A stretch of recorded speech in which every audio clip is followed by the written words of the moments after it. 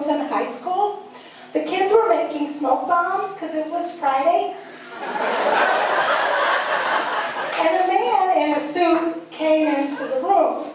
And he looked around and he saw the silver nitrate or potassium nitrate and the kids with their mortars and pestles, and I assumed I was in trouble. But he walked over to me and he said, I know how to make one with purple smoke. So I said, well, do it. And whoever you are, you know. It turned out he was the new physics teacher. He was going to be starting Monday. And so he's mixing these chemicals, iodine and glycerin, in this big beaker. Big as a beaker. We had nothing's happening, so he's adding more, and he's adding more. All the kids are watching, and then, you know, finally it starts to kind of bubble. Like something from the Toxic Avengers, you know? And then it starts like spewing this like purple smoke, and turns out it was like iodine gas, and it's toxic. So we had to evacuate, and I'm thinking this could be interesting. Because let me frame this up for you. I was 29 and I wanted a husband. It down to a size 8, you know? This was my window.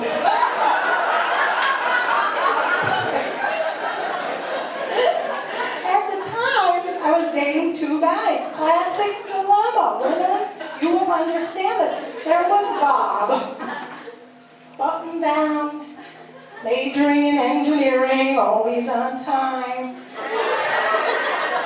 My mother called him a catch. But being with him felt like waiting for an elevator.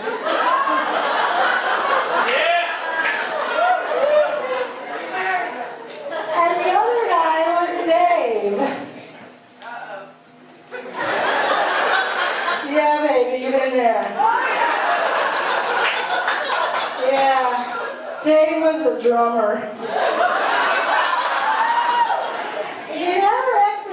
Dates with me, it was more like, babe, see you when I see ya.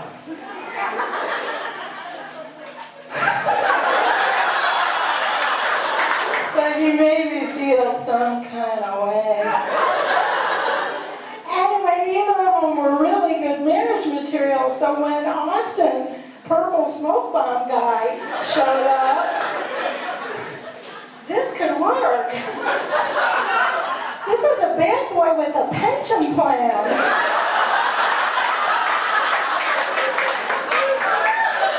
So as we're ushering the kids outside, I'm trying to catch his eye doing the hot girl hair flip.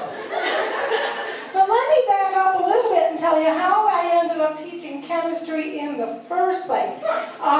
Chemistry wasn't my passion. It wasn't my dream, but I wasn't raised by like follow your stars kind of parents, you know? I was raised by parents who said get a teaching certificate to fall back on. You know, so in college, I was in college, you don't even want to know how many years to get an undergraduate degree. I couldn't pick a major, like, should I follow my bliss? You know, but what if my bliss leads me down a dark alley? You know, I knew this could happen because there were always like folk singers and artists like crashing on our couch when I was growing up because my non-bliss following parents kept a roof over our head. So I majored in chemistry because I thought chemistry majors get jobs. Problem was I hadn't thought it through. Chemistry majors get jobs as chemists. I'm a terrible chemist. I don't measure, you know, it's like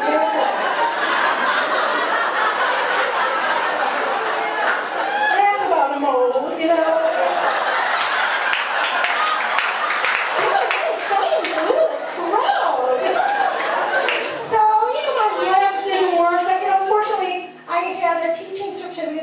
Back on.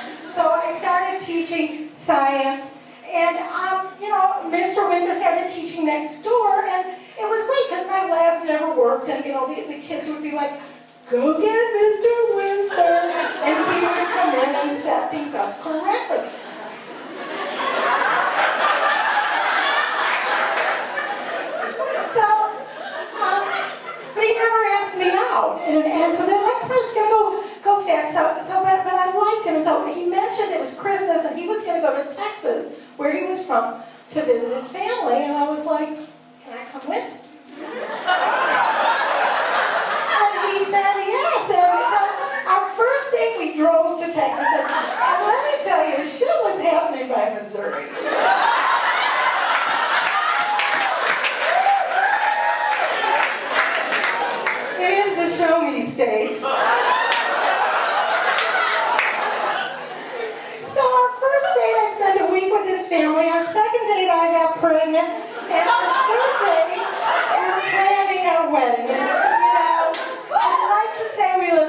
happily ever after.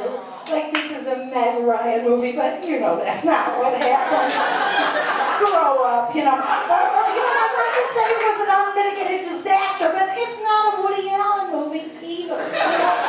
It's just life. And some days I think I'm the luckiest woman in the world, and some days I think, what was I thinking? Because the truth is, I'm going to be 60, and I still can't pick a major.